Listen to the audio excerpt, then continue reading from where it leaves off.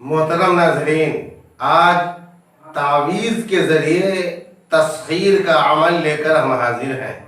تو آئیے ویڈیو شروع کرتے ہیں۔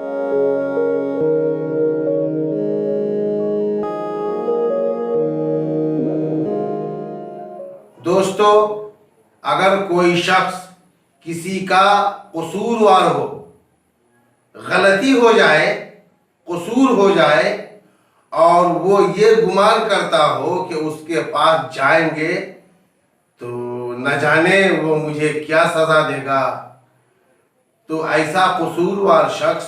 اس تعویذ کو لکھ کر اسی طرح نقل کر کے اپنے امامہ میں پیشانی کے پاس یا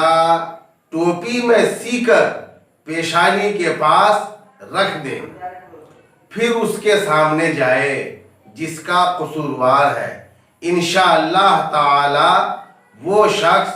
اس کا قصور اور غلطی کو معاف کر دے گا اور کوئی سزا نہیں دے گا،